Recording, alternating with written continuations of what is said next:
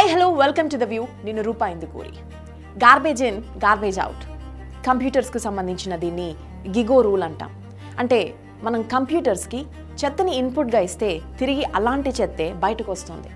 నవడేస్ మన education system కూడా ఇలాగే తయారైందనేది అందరి వాదన. ఎగ్జాక్ట్లీ కాలేజెస్ నుంచి యూనివర్సిటీస్ నుంచి స్కిల్ లేని స్క్రాప్ బయటకు వస్తుంది. ఇలా స్కిల్ లేని ఎంప్లాయీస్ని తీసుకుని కంపెనీస్ ఎలా రన్ చేయాలని మేనేజ్మెంట్స్ తలలు పట్టుకుంటున్నాయి. ఎస్, వారి వాదనలో నిజముంది. మరి దాన్ని ఎలా సాల్వ్ చేయాలనేదే ఇప్పుడు మన ముందున్న అతిపెద్ద discussion. Let's get in to the details. రీసెంట్గా కాగ్నిజెంట్ కంపెనీ ఓ జాబ్ నోటిఫికేషన్ రిలీజ్ చేసింది. ఫ్రెషర్స్ కోసం ఇచ్చిన నోటిఫికేషన్ అది. శాలరీ ఎంతో తెలుసా? 2.5 lakhs. బంపర్ ఆఫర్ అని అనుకోవద్దు. అది మంత్లీ శాలరీ కాదు, ఏడాదికి 2,52,000 ఇస్తామని కాగ్నిజెంట్ జాబ్ నోటిఫికేషన్లో డిస్క్రైబ్ చేసింది. అంటే నెలకి జస్ట్ 20,000 రూపీస్. ఇందులో మళ్ళీ పిఎఫ్, ఇన్సూరెన్స్ వంటి కటింగ్లు కూడా ఉంటాయి. అంత పెద్ద కంపెనీలో ఫ్రెషర్స్కి ఇంత తక్కువ శాలరీనా అని షాక్ అవ్వకండి, ఇది నిజం. అందుకే ఇది సెన్సేషనల్ న్యూస్ అయింది. కాగ్నిజెంట్ ఇండియా హెడ్ క్వార్టర్స్ చెన్నైలో ఉంది. అక్కడ కాస్ట్ ఆఫ్ లివింగ్ నెలకి మినిమం 19,000 రూపీస్. అది కూడా బ్యాచిలర్స్కి మాత్రమే. సినిమాలు, షికార్లు ఇవి ఏవి లేకుండా నెలకి 19,000 ఖర్చు అయ్యే సిటీలో 20,000 శాలరీ అంటే ఎలా? పోనీ కాగ్నిజెంట్ కంపెనీ లాస్లో ఉందా? అందుకే ఇంత తక్కువ శాలరీ ఆఫర్ చేసిందా అంటే అది కూడా కాదు. లాస్ట్ ఇయర్కి ఈ ఇయర్కి కాగ్నిజెంట్ ప్రాఫిట్స్ ఎంతో తెలుసా? 22% హైక్లో ఉన్నాయి. అంటే 4,750 crores కంటే ఎక్కువ ప్రాఫిట్స్ ఉన్న కాగ్నిజెంట్ ఫ్రెషర్స్కి శాలరీలు ఇచ్చే విషయంలో మాత్రం బార్గెనింగ్ చేస్తోంది. యావరేజ్గా 4 ఇళ్లలో పనిచేసే పని మనిషి జీతం కూడా అంతకంటే ఎక్కువ ఉంటుందని నెటిజన్స్ కాగ్నిజెంట్ ఆఫర్పై సటైర్స్ వేస్తున్నారు. కాగ్నిజెంట్ లాంటి కంపెనీస్లో సాఫ్ట్వేర్ జాబ్ రావాలంటే ఖచ్చితంగా ఇంజనీరింగ్ డిగ్రీ పూర్తి కావాలి. ఇండియాలో ఇంజనీరింగ్ కోర్స్ అంటే ఫీజు మినిమం 3 lakhs నుంచి మ్యాక్సిమం 20 lakhs వరకు ఉంటుంది. అంత పెట్టుబడి పెట్టి ఇంజనీరింగ్ పూర్తయ్యాక నెలకి 20,000 శాలరీనా? ఇది మరీ ఘోరం. ఇక్కడ ఇంకొక ఇంట్రెస్టింగ్ న్యూస్ ఏంటంటే కాగ్నిజెంట్ CEO ఇయర్లీ శాలరీ ఎంతో తెలుసా? 186 crores.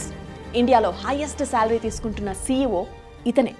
కాగ్నిజెంట్ని లాభాల పాట పట్టించారు కాబట్టి ఆ రేంజ్లో శాలరీ ఉంది. ఎంట్రీ లెవెల్కి మాత్రం 10,000, 25,000 అంటూ కంపెనీ గీచి బేరాలాడుతోంది. ఒకవేళ కంపెనీలకు నష్టాలు వస్తే హైయెస్ట్ శాలరీ డ్రా చేసే వాళ్ళు సేఫ్. ఎటొచ్చి ఎంట్రీ లెవెల్ జాబ్స్ చేసేవారికే శాలరీలో కటింగ్స్ పడతాయి. పింక్ స్లిప్స్ చేతిలో పెడతారు. ఓకే, కొంచెం సేపు కాగ్నిజెంట్ సంగతి పక్కన పెట్టేద్దాం. అసలు ఈ సమస్యకు రీజన్ ఏంటి? ఎందుకు ఇండియాలో ఇంజనీరింగ్ ఫ్రెషర్స్కి తక్కువ శాలరీస్ వస్తున్నాయి? ఒక్కసారి డీటెయిల్స్లోకి వెళ్దాం. ఎవ్రీ ఇయర్ ఇండియాలో 20 లక్షల మంది ఇంజనీర్స్ బయటకు వస్తున్నారు. వారిలో జస్ట్ 20% అంటే 4 లక్షల మందికి మాత్రమే వెంటనే జాబ్స్ వస్తున్నాయి. మిగతా 16 lakhs స్టూడెంట్స్ ఇతర కోర్సులు నేర్చుకుంటూ టైంపాస్ చేస్తున్నారు. ఇంజనీరింగ్ స్టూడెంట్స్లో జస్ట్ 2.5% మందికే ఆర్టిఫిషియల్ ఇంటెలిజెన్స్ పై అవగాహన ఉంది. కేవలం 5.5% మెంబర్స్కి మాత్రమే స్టడీతో పాటు ప్రోగ్రామింగ్ పై గ్రిప్ ఉంది. మిగతా వారంతా స్క్రాప్ అన్నమాట. ఈ స్క్రాప్ కోసం 20,000 కూడా అమౌంట్ పెద్దదయ్యననేది సాఫ్ట్వేర్ కంపెనీల వాదన. డిమాండ్ అండ్ సప్లై, ఎక్కడైనా ఈ రూల్ తప్పదు.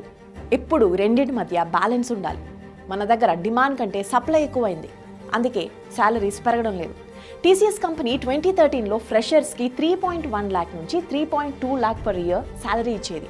10 years తర్వాత అంటే 2023లో కూడా ఫ్రెషర్స్కి 3 lakhs నుంచి 4 lakhs మధ్యలోనే శాలరీ ఉంది. ఇన్ఫోసిస్ కూడా అంతే. 2013లో 3.2 lakhs ఇన్ఫోసిస్లో స్టార్టింగ్ ప్యాకేజ్. 11 years తర్వాత ఇప్పుడు 3 to 5 lakhs మధ్య ఉంది. అండ్ విప్రో 2020లో 3.29 lakhsకి ఎంట్రీ లెవెల్ జాబ్స్ ఇచ్చింది. ఇప్పుడు కూడా 3.5 lakhsకి ఫ్రెషర్స్కి ఆఫర్ ఇస్తుంది. అంటే వీరంతా ఫ్రెషర్స్ని చాలా తక్కువ ప్యాకేజీలు ఆఫర్ చేస్తున్నారు. ఎక్స్పీరియన్స్, వారికి ఉన్న స్కిల్స్ని బట్టి ప్రమోషన్స్, శాలరీ హైక్స్ ఉంటాయి. ఒకప్పుడు స్కిల్ మైగ్రెంట్స్ ఇండియా నుంచి ఎక్కువగా ఉండేవారు. అంటే భారత్ నుంచి మేధో వలస జరిగేది.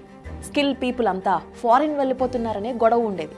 కానీ ఇప్పుడు స్టడీస్ కోసం ఫారిన్ వెళ్ళిన వారిలో ఎక్కువ మంది ఉద్యోగాల కోసం పెట్రోల్ బంక్స్లో, షాప్స్లో పనిచేస్తున్నారు. స్కిల్ లేకపోవడం వల్లే ఇదంతా. వీళ్ళంతా స్క్రాప్ అనే ముద్ర వేయించుకుని అక్కడ చిన్న ఉద్యోగాలతో అవస్థలు పడుతున్నారు.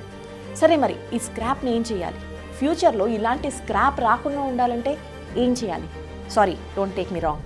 దీనికి ఎక్స్పర్ట్స్ చెబుతున్న మాట ఒక్కటే, మన ఎడ్యుకేషన్ సిస్టమ్ మారాలి, ఎగ్జామ్ ప్యాటర్న్ మారాలి, బట్టి చదివితేనే మార్కులు ఎక్కువ వస్తేనే గ్రేడ్స్, ఎంట్రన్ ఎగ్జామ్స్లో ఏబీసీడీలు ఎవరు కరెక్ట్గా పెట్టగలిగితే వారికే సీట్లు.